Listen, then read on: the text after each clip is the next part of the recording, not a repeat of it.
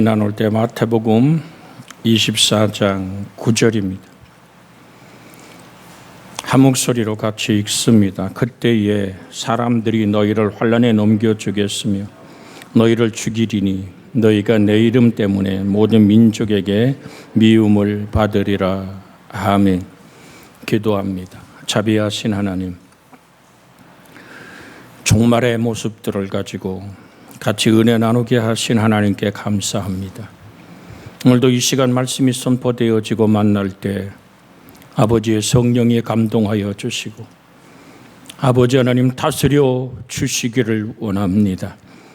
아버지여, 전할 수 있는 성령의 지혜와 평화와 고요함을 허락해 주시고 들을 수 있는 착하고 좋은 마음을 베풀어 주옵소서.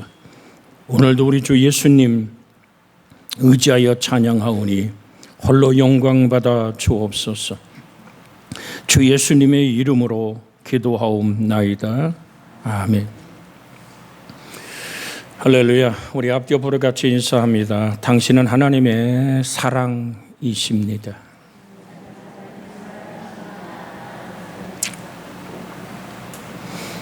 하나님을 사랑한다는 사람은 믿음을 뛰어넘어서 모든 지성과 감정과 의지 안에서 예수님 받아들여 한 연합을 이룬 자를 우리는 하나님을 사랑한다라고 말합니다. 오늘 여러분과 제가 같이 나누고자 하는 말세의 한 현상 중에 한 모습이 교회와 성도들의 환난. 이건 이미 예수님이 말씀하고 계신 하나의 사건입니다. 우리 한번 본문 다시 한번 같이 읽어볼까요? 그때에 사람들이 너희를 환난에 넘겨주겠으며 너희를 죽이리니 너희가 내 이름 때문에 모든 민족에게 미움을 받으리라.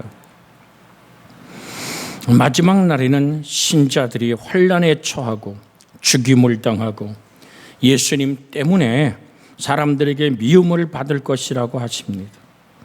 재림이 임박할수록 사단의 마지막 몸부림에 신실한 하나님의 백성들의 피 흘리게 하는, 예를 들면요, 아프리카 수단에서는 얼마 전까지 기독교인들을 문자 그대로 십자가에 못 박아서 처형했습니다. 인도네시아에서는 이슬람인들이 기독교인들을 죽이고 구타 상해하는 일들이 갈수록 늘어나고 지금도 장해지고 있습니다.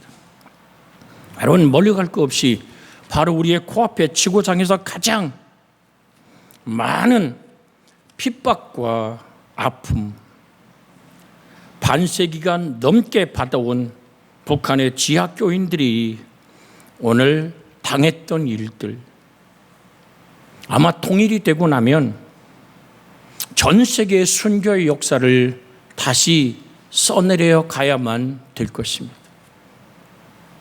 제가 26년을 드나들었던 선교의 현장에서 동력자요, 함께하던 저 한충렬이라는 고 한충렬 목사의 이야기를 언젠가 여러분에게 드렸습니다.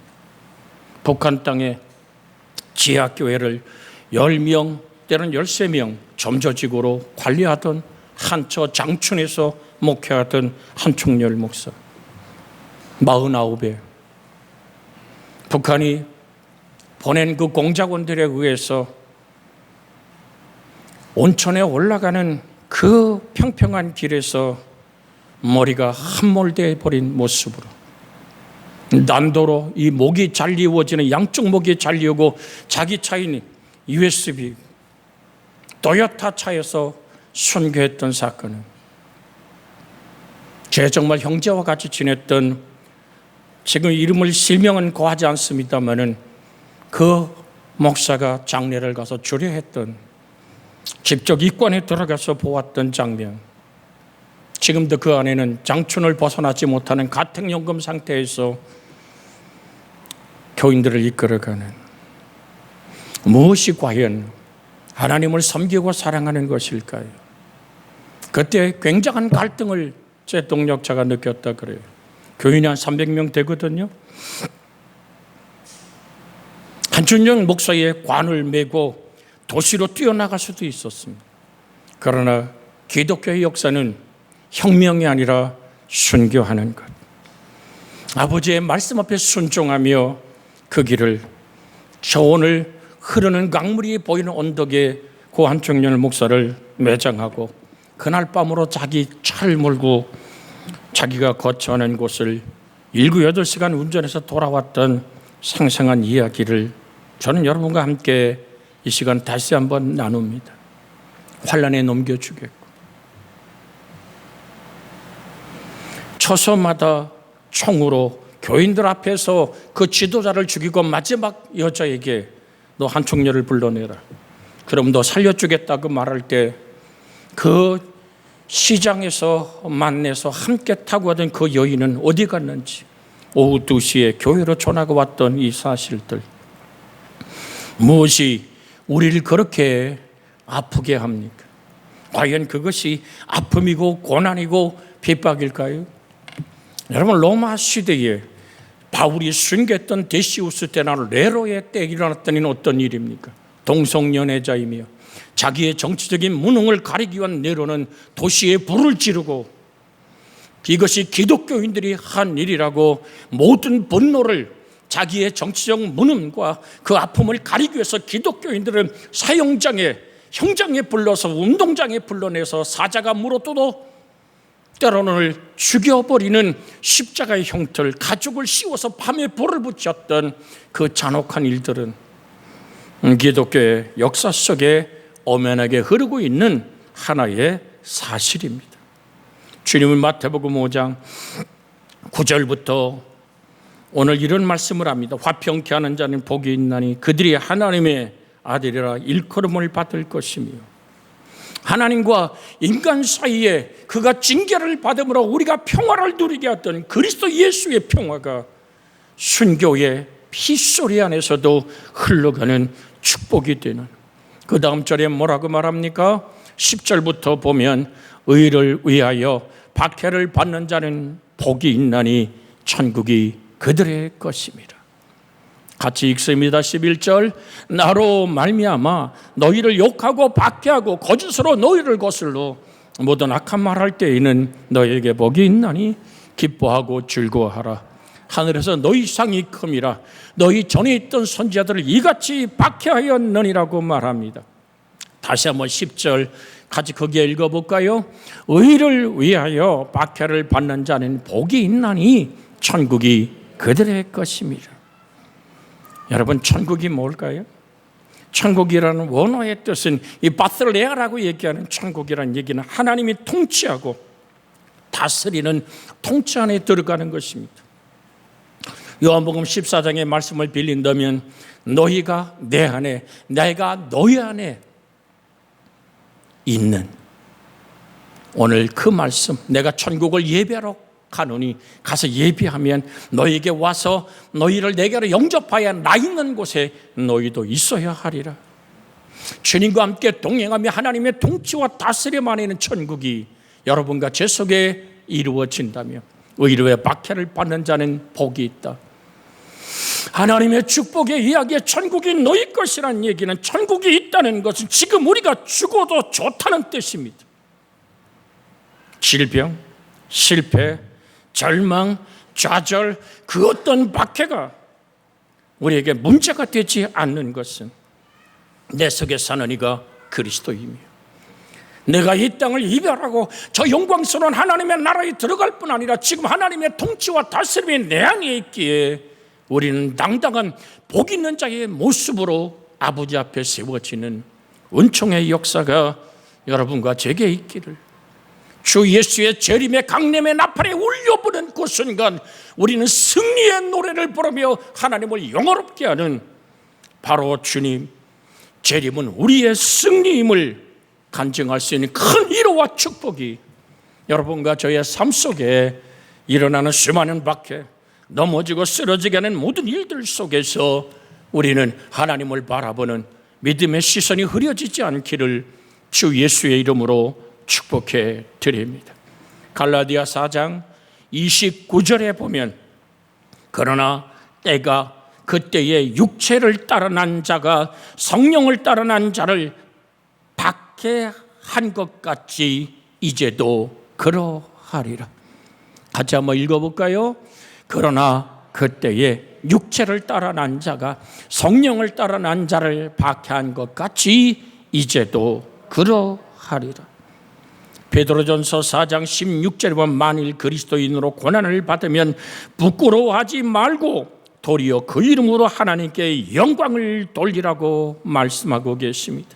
그러게 사도행전 7장 59절 60절로 가면 이런 사건이 일어납니다. 같이 한번 읽어볼까요?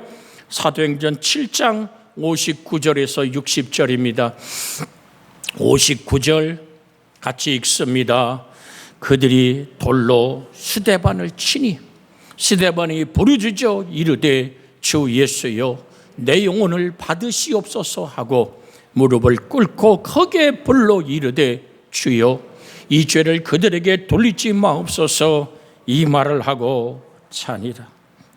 사랑하는 아름다운 우리 교회 교우 여러분, 우리의 기도가 나를 박해하고 교회를 그렇게도 무너뜨리려고 수많은 일들이 벌어지는 사건 앞에서 우리는 어떻게 해야 될까요?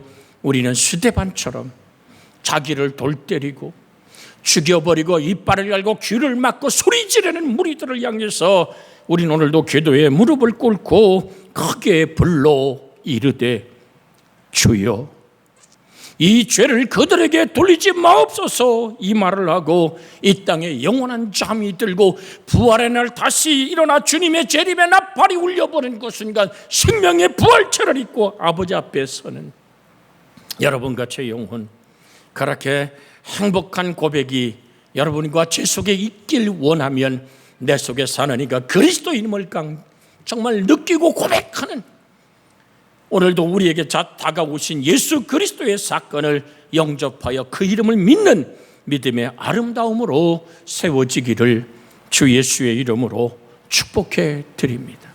계시록 6장으로 볼까요? 요한계시록 6장 9절에서 11절에 보면 다섯째 인을 떼실 때 내가 보니 하나님의 말씀과 그들이 가진 증거로 말미암아 죽임을 당한 영혼들이 제단 아래에 있어 큰 소리로 불러 이르되 거룩하고 참되신 태주제여 땅에 거하는 자들을 심판하여 우리의 피를 갚아주지 아니하시기를 어느 때까지 하려 하시나이까 하니 각각 그들에게 흰 두루마기를 주시며 이르시되 아직 잠시 동안, 어떻게 하라고요? 11절 같이 읽어볼까요? 각각 그들에게 흰 두루마기를 주시며 이르시되 아직 잠시 동안 쉬되 그들의 동무종들과 형제들도 자기처럼 죽임을 당하여 그 수가 자기까지 하라 하시니라. 재림이 임박할수록 사단의 마지막 몸부림의 칼날이 진실한 하나님의 백성들의 피를 흘리게 한다는 사실을 우리는 말씀 안에서 오늘도 만납니다. 디모데후서 3장 12절에 보면 무릇 그리스도 안에서 경건하게 살고자 하는 자는 박해를 받으리라. 디모데후서 3장 12절입니다. 같이 한번 읽겠습니다. 무릇 그리스도 예수 안에서 경건하게 살고자 하는 자는 박해를 받으리라. 이게 먹구름이 껴야 비가 오듯이 내 하나님 아버지 앞에 순전하고 거룩하고 단순한 믿음의 고백을 살고자 결정하는 자마다 반드시 가까운 데서 먼 데서 뭐가 온다고요? 박해를 받으리라. 사랑하는 여러분, 우리가 성경 한 곳을 봅니다.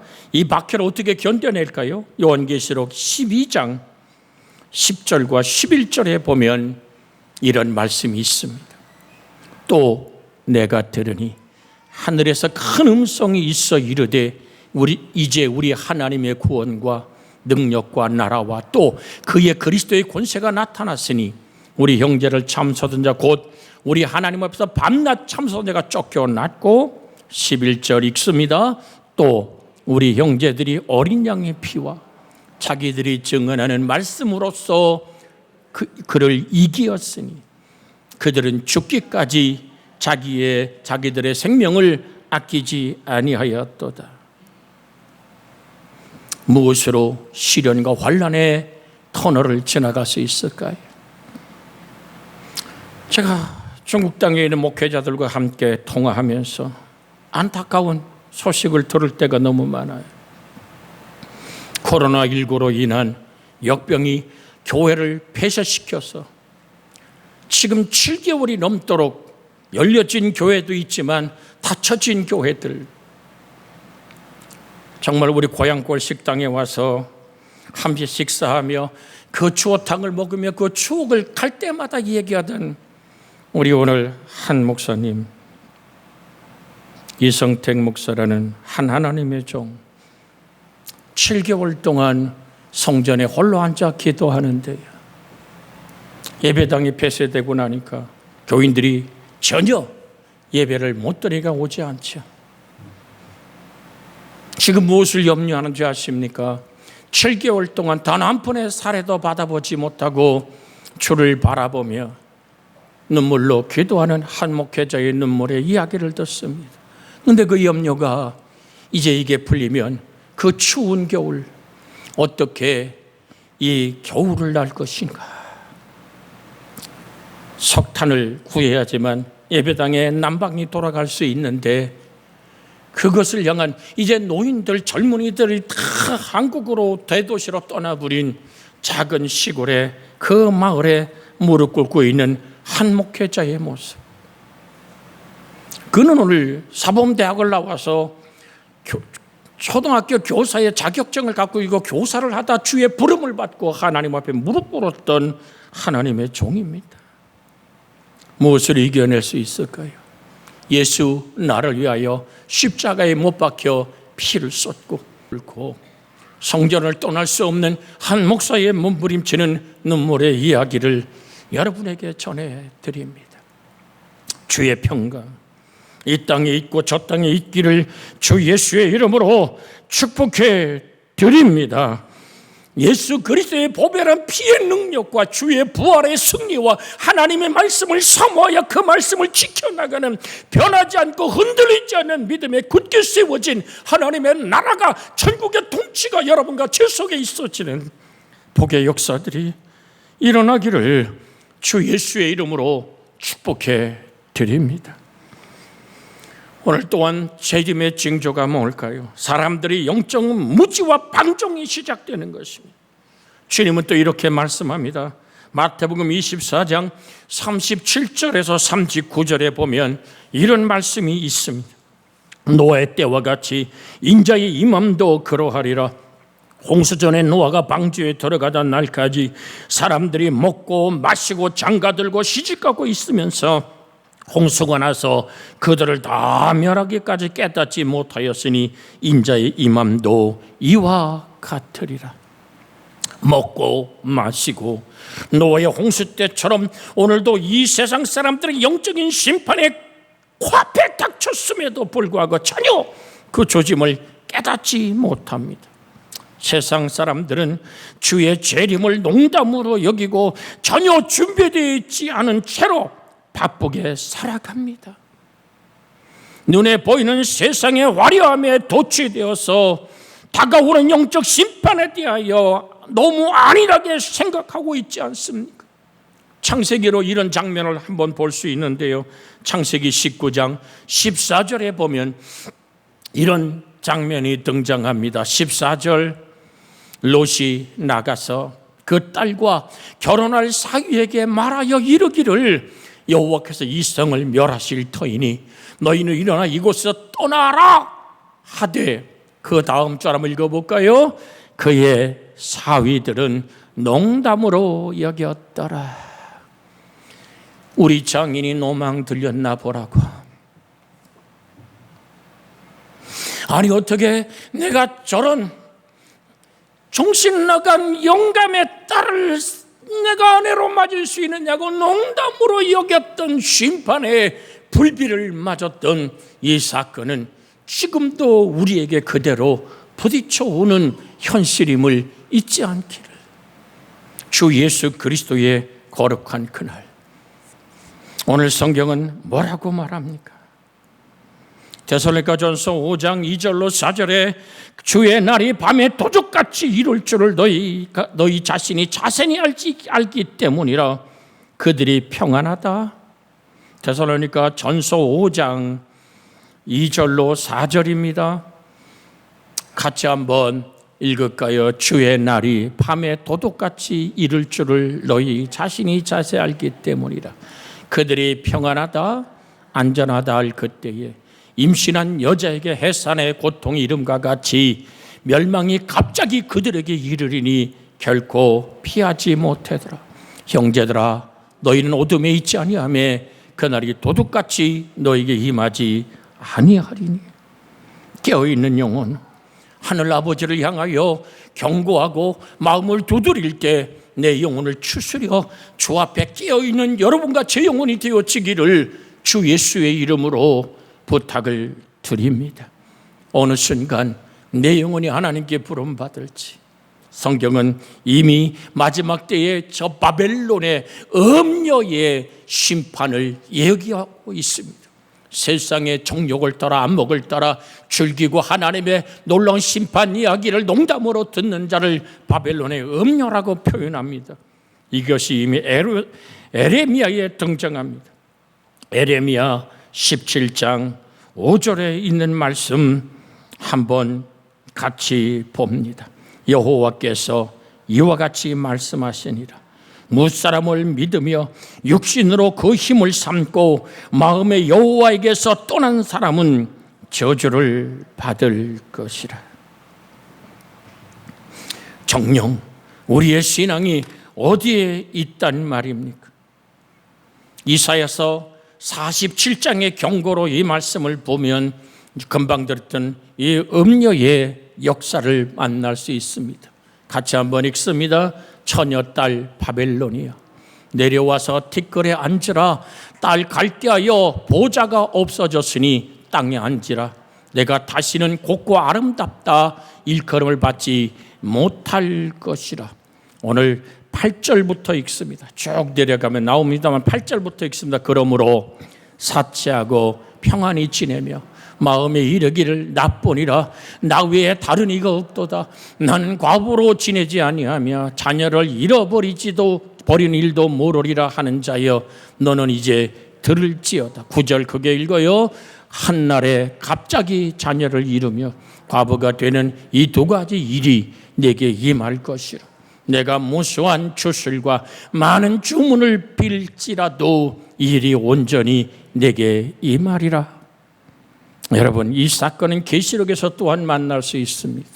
요한계시록 18장 8절에 보면 이런 귀절이 있습니다. 같이 읽습니다. 그러므로 하루 동안에 그 재앙이 이르리니 곧 사망과 애통함과 흉년이라. 그가 또한 불에 살라지리니 그를 심판하는 주 하나님은 강하신 자이심이니라.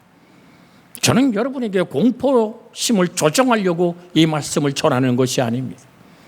반드시 내가 안전하다 편안하다 그렇게 내 인생 속의 평안을 얘기할 때 스스로 만드는 가짜 평화, 진정한 평화인 예수 그리스도의 영광을 모르고 가짜 평화에 착각하고 있는 사람들은 자신이 땅과 든든한 인맥, 돈, 건강을 갖고 있기 때문에 인생의 안전지대라고 생각하고 안심하고 있습니다만은 성경은 뭐라고 말할까요?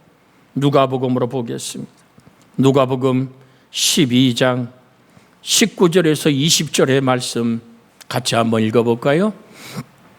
우리가 17절부터 보면 더 확실하겠죠.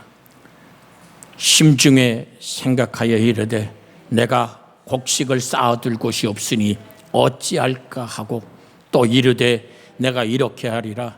내 곡간을 흘고 더 크게 짓고 내 모든 곡식과 물건을 거기 쌓아두리라. 또 내가 내 영혼에게 이르되 영혼아 여러 해 쓸 물건을 많이 쌓아두었으니 평안히 쉬고 먹고 마시고 즐거워하자 하리라 하되 20절 크게 읽어요. 하나님이 이르시되 어리석은 자여 오늘 밤에 내 영혼을 도로 찾으리니 그리하면 내 준비한 것이 누구의 것이 되겠느냐 하셨으니 우리는 무엇을 쌓으며 살아갑니까? 정말로 여러분에게 주는 진정한 평화가 내가 쌓아놓은 재물일까요? 내가 눈이 닿지 않은 땅떼기일까요? 어떤 권력일까요? 날마다 들여다보는 통장의 돈의 숫자일까요? 사랑하는 여러분, 우리는 믿음의 주에 온전케 하시는 예수 그리스도를 의지하는 저 천국의 영광이 여러분과 저를 주장할 수 있도록 영접하여 그 이름을 믿는 역사가 있기를 주의 이름으로 축복해 드립니다. 성경은 무엇이 진정한 평화라고 말합니까? 그가 징계를 받음으로 우리가 평화를 누린다라고. 주님이 몸 깨뜨려 흘리신 그 보혈의 생명으로 만드는 그 평화를 주님은 요한복음 14장 27절에 이렇게 말합니다. 평화를 내게 주노니 내가 너에게 주는 것은 세상이 주는 것 같지 아니하니라. 너희는 마음에 근심하지 말고 두려워하지 말라. 한번 같이 읽어볼까요? 평안을 너희에게 끼치노니 곧 나의 평안을 너희에게 주노라. 내가 너희에게 주는 것은 세상이 주는 것 같지 아니하니라. 너희는 마음에 근심하지도 말고 두려워하지도 말라. 내가 가진 것, 내가 만든 것, 내가 이룬 모든 것을 지켜보려고 몸부림치는 담장을 쌓고 있습니까? 주 예수의 이름으로 권합니다. 그가 찔림 우리 허물 때문이요, 그가 상함은 우리의 죄악 때문이라. 그가 징계를 받으므로 우리가 평화를 누리고 그가 채찍에 맞음으로 우리가 나음을 입었도다. 폭풍 전야와 같은 숨죽인 이 고요한 이 시간에 우리는 믿음의 주요 온전케 하신 예수 그리스도를 바라보는 은혜의 눈이 열려지기를 원합니다. 전 여러분에게 진정 묻습니다. 당신 안에 예수 그리스도의 평화가 있습니까? 천국은 여기 있다 저기 있을 것이라. 너희 안에 있다 그랬는데 내 안에 하나님의 천국이 이루어졌다면 내가 오늘 죽어도 좋은 일입니다. 기억하십시오. 내가 육신의 장막집을 벗고 아버지의 보좌의 영광에 이를 확신이 내 안에 사는 이가 그리스도라면 내가 받는 박해가, 내가 겪는 아픔이 더 이상 나에게는 어떤 영향도 끼치지 못합니다. 우겨싸임을 당해서 쌓이지 않냐, 꺾어뜨림을 당해도 망하지 않는, 정말 답답한 일을 당하여도 무너지지 않는 하나님의 놀라운 평화가 질그릇 같은 내 인생 속에 보배이신 예수가 거하기에 우린 넉넉히 이기는 승리의 사람으로 아버지 앞에 세워지는 것을 기억하고, 멸망이 갑자기 임하는 상황 속에서도 마치 뒤통수를 얻어맞는 습격을 당한다 할지라도 우리는 믿음의 주여 온전케 하신 하나님을 바라보는 은총의 시선이 열려질 수 있기를 주 예수의 이름으로 축복해 드립니다.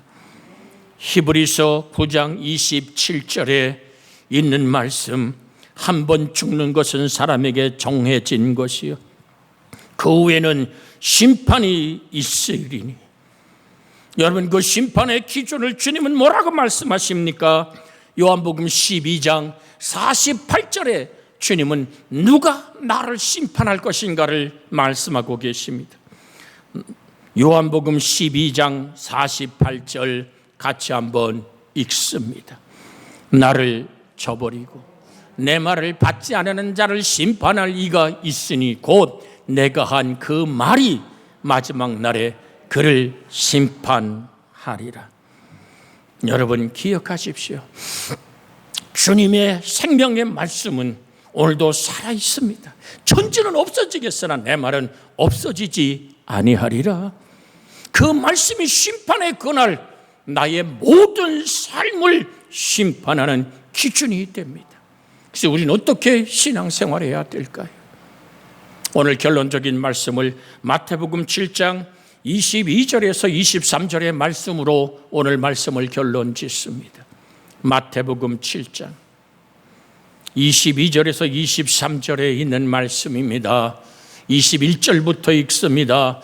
나더러 주여 주여 하는 자마다 다 천국에 들어갈 것이 아니요 다만 하늘에 계신 내 아버지의 뜻대로 행하는 자라야 들어가리라.